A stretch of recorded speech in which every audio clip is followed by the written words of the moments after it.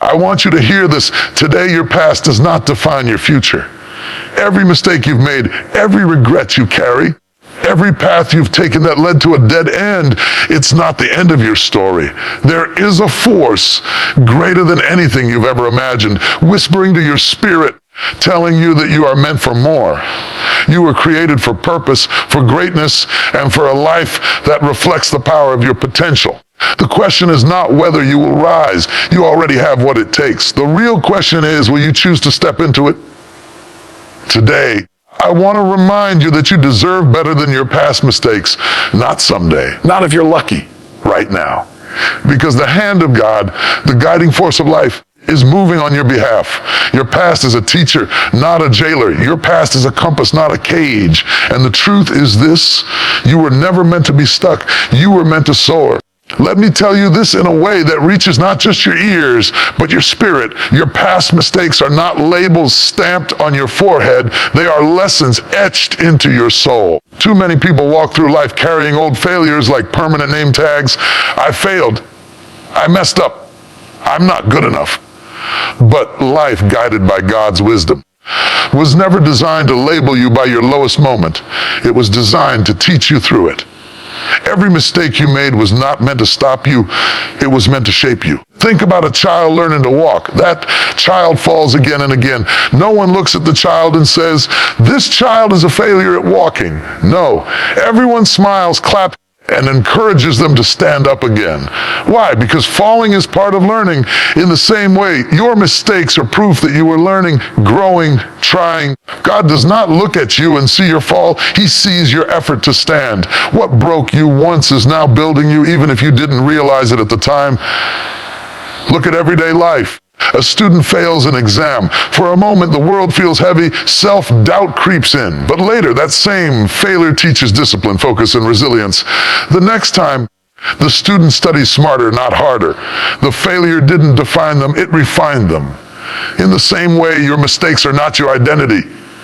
They are your instruction manual. They show you what doesn't work so you can discover what does. Sometimes we repeat the same mistake and think, why do I keep failing? But maybe God is asking, why do you keep calling a lesson a failure? Life will repeat a test until the lesson is learned. That doesn't mean you're weak. It means you're human. Growth doesn't happen in comfort. It happens in correction. And correction is not rejection. Correction is care. It's life saying, there's more in you, and I won't let you stay small. Think about someone who touched fire as a child. The pain taught them something no book ever could. From that day on, they respect fire. That pain didn't ruin them, it protected them. In the same way, your past pain has given you wisdom. You're more cautious, more aware, more grounded now. What once hurt you is now guarding you from making the same choices again. That is not weakness. That is growth guided by God. Many people allow their past mistakes to steal their confidence. They say, I tried once and failed, so I won't try again. But what if that failure was the very thing that prepared you for success? What if you had succeeded too early without wisdom, without humility, without strength? Success without lessons can destroy a person. God often delays success not to deny you, but to develop you. Look around at real life. The most compassionate people are often those who suffered the most.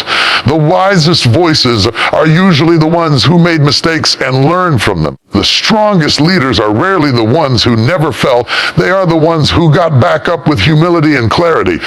Your mistakes have given you depth. They have given you understanding. They have given you a story that can heal others. Stop rehearsing your past like a courtroom where you are both the judge and the accused. Stop sentencing yourself for mistakes that were meant to educate you. God never intended for you to live imprisoned by yesterday. The past is a classroom, not a cell. You graduate by learning, not by punishing yourself. Every scar you carry is evidence that you survived. Every wrong turn taught you which direction not to go again. Every failure sharpened your discernment. You are not behind in life. You are being prepared. What you call delay, God calls development. What you call a mistake, God calls a lesson. So when your mind tries to remind you of who you used to be, reminded of who you are becoming, speak to yourself with the same grace God shows you. Say, I learned. I grew. I am wiser now. Because the truth is this: if your past mistakes could destroy you, they would have already done it. The fact that you are still standing means they served a purpose. You are not defined by what went wrong.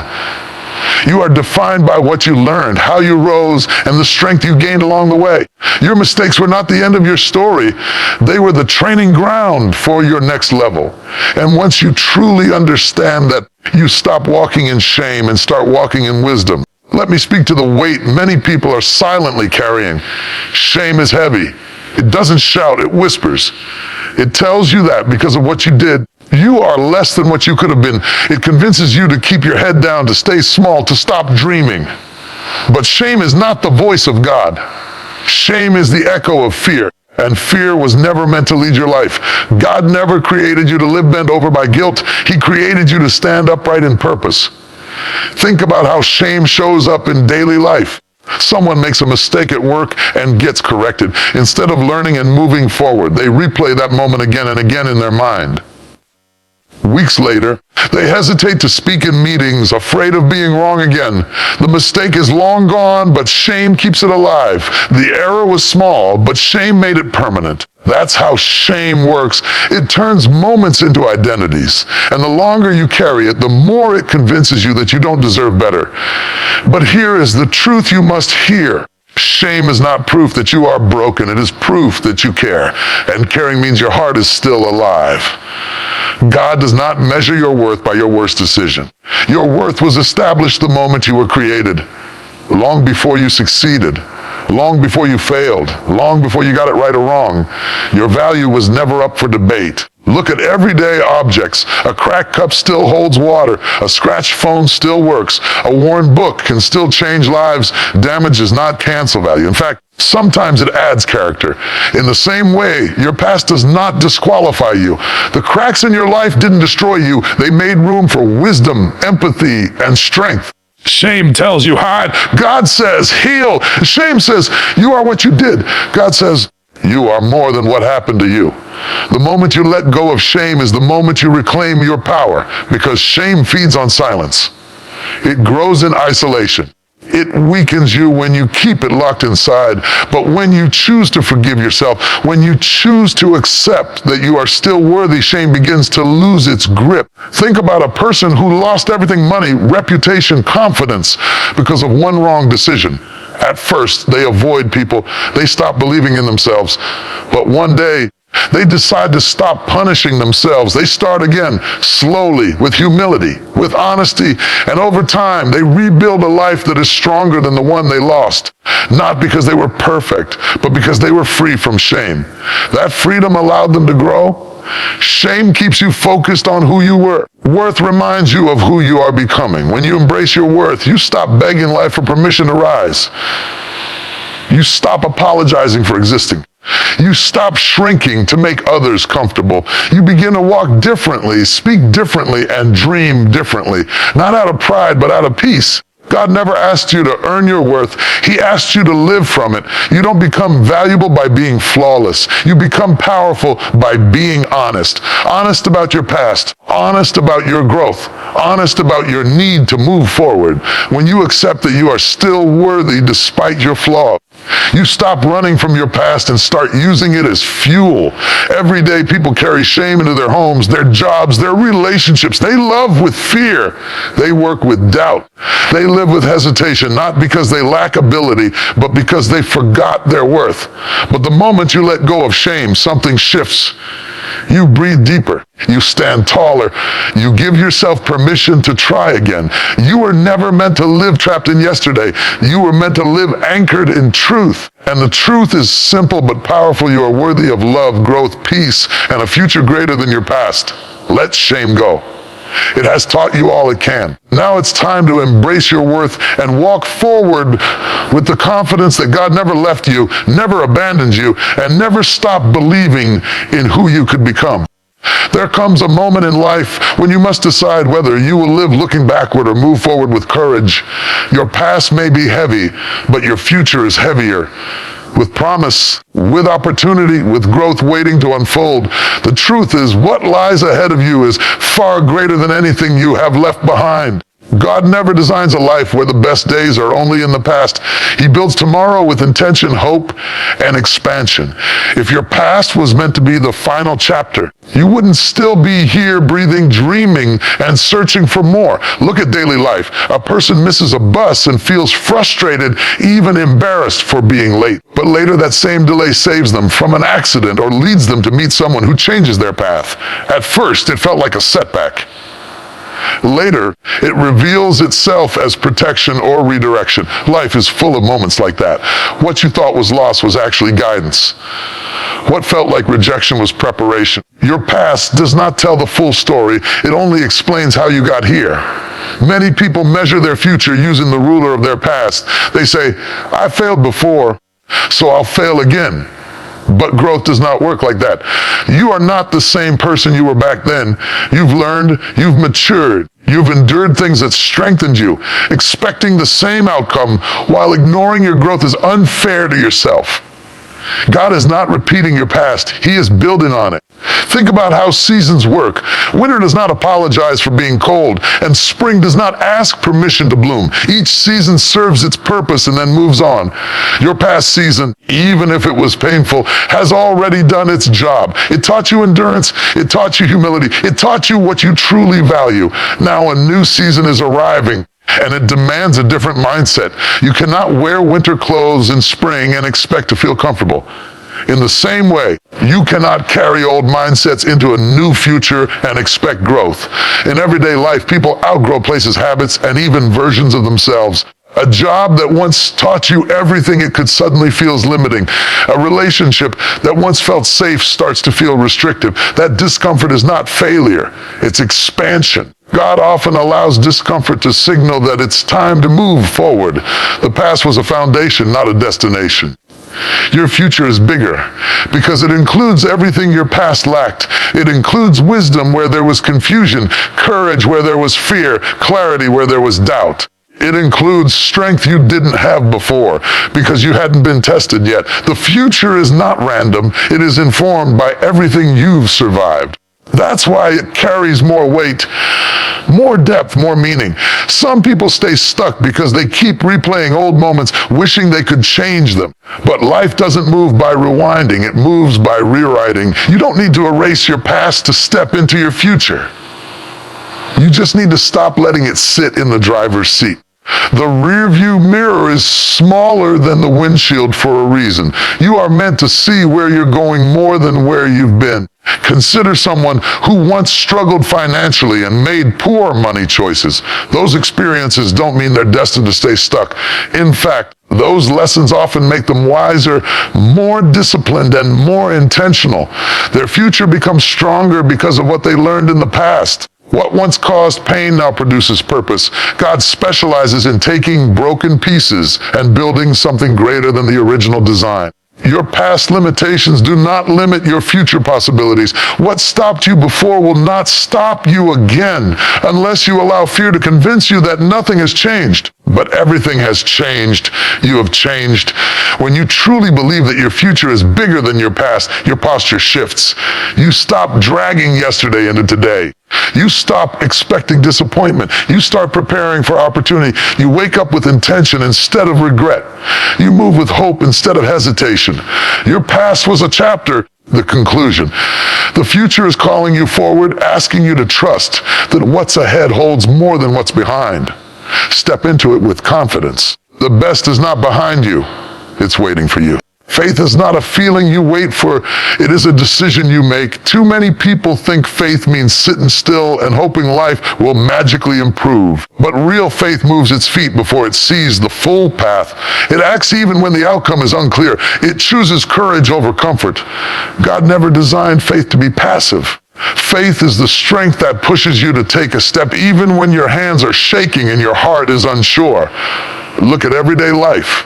A person wants to change their health. They pray for strength, but nothing changes until they get up early, choose better food, and go for that first uncomfortable walk. The belief alone didn't transform them, the action did. Faith showed up when they chose discipline over excuses. God provides the strength, but you must provide the step. Many people say they trust God, yet they stay in the same place because fear feels safer than change. They wait for perfect conditions, complete confidence, or guaranteed success.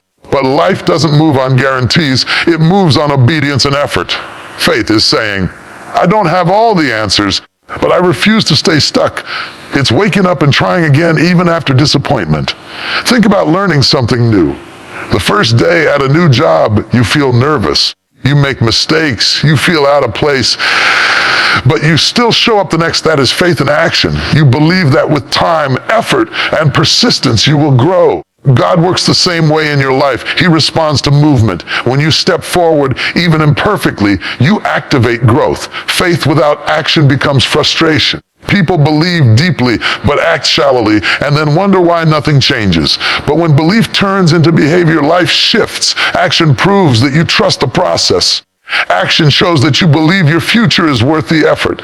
God does not bless comfort zones, He expands them. Daily life is full of moments where action defines faith. A parent keeps working hard even when results aren't immediate. A student keeps studying even after failing once. An entrepreneur keeps trying even after rejection. These people didn't move because they were fearless. They moved because they believed forward motion mattered more than fear. That belief is faith in action. Sometimes action feels small, a single phone call, a resume sent, an apology offered, a boundary set. But small actions carry great power. They shift momentum. They break cycles. They prove to you that you are not powerless. God honors movement, no matter how small, because movement shows trust. Faith also means showing up on days when motivation is gone. It means choosing consistency over excitement. Some days action will feel heavy. Some days progress will feel invisible. But faith continues anyway, not because it feels good, because it knows growth is happening beneath the surface. Think about planting a seed. Once it's buried, nothing seems to happen. Days pass, the soil looks unchanged. Beneath the surface, roots are forming. Action was taken when the seed was planted. Faith waits while the growth happens. You don't dig up the seed every day to check if it's working. You trust the process. That's how faith and action work together. When you choose action, you break agreement with fear. Fear survives on hesitation. Action starves it. The moment you move, fear loses its control. God never promised the path would be easy, but He promised strength for the journey. That strength shows up when you move, not when you hide. Your life will not change because you believe differently alone. It will change because you act differently. Faith is not passive hope. It is active courage. It is choosing to move forward even when the road feels uncertain. And every step you take in faith builds a future stronger than the fear you left behind.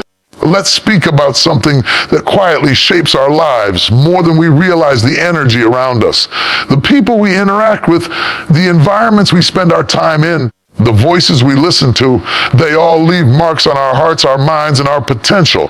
Life is a reflection of the energy we surround ourselves with.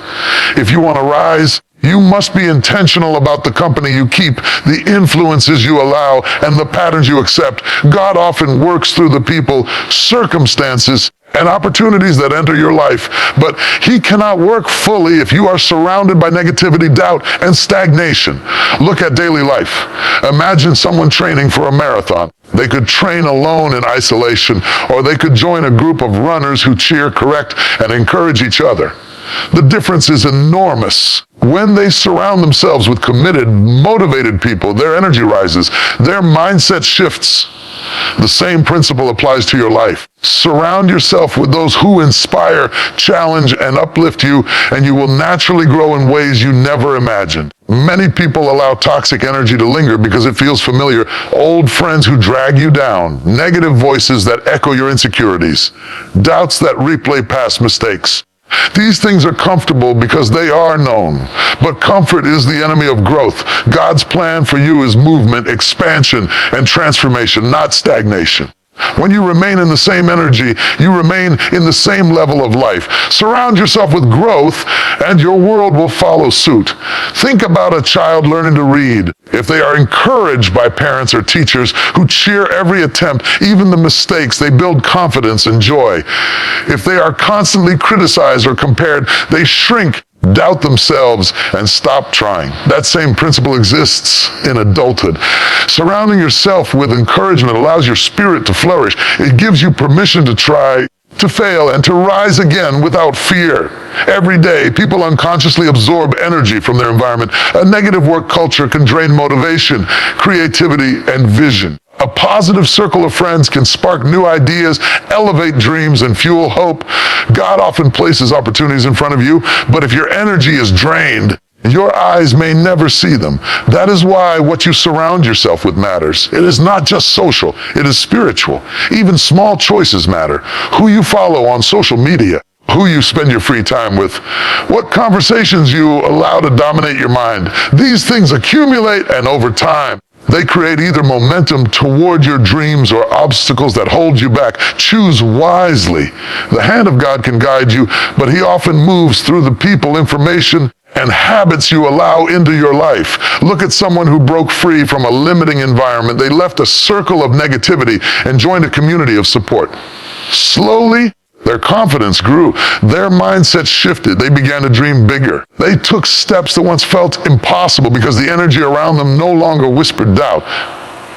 It shouted encouragement. Surrounding yourself with growth amplifies God's work in your life. It's not just about avoiding negativity. It's about embracing positive influence.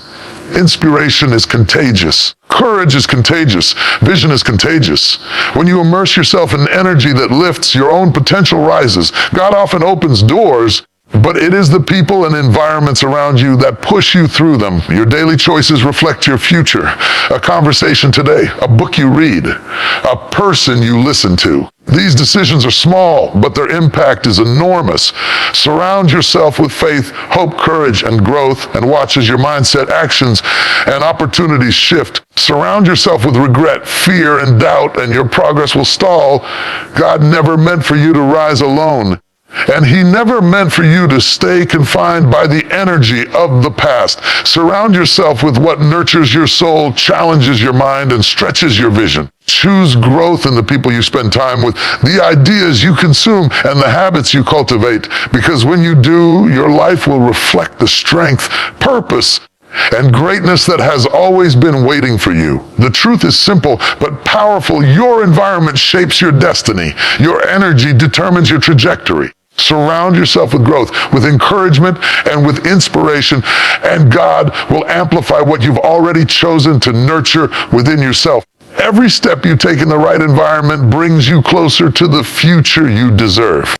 Let's talk about a truth that changes everything. Your story is not over. Not one chapter, not one page, not one day defines the conclusion of your life. Every sunrise is a new opportunity to rewrite, rebuild, and redirect your path. Too many people live as if yesterday's mistakes, failures, or missed opportunities are permanent chapters. But God is always writing, even when you cannot see the pen in His hand. What you think is the end is often just a pause, a comma, a moment of preparation. Your story is still unfolding, and the power to step into your next chapter lies in your hands. Look at everyday life. Consider a person who lost a job. They feel defeated, anxious, unsure how to move forward. That moment feels like a full stop. But months later, they find a position that not only pays better, but aligns perfectly with their skills and passions. What felt like a loss was actually a setup. Your story works the same way. What seems like failure is often God rearranging pieces so your next chapter will be stronger, wiser, and more meaningful.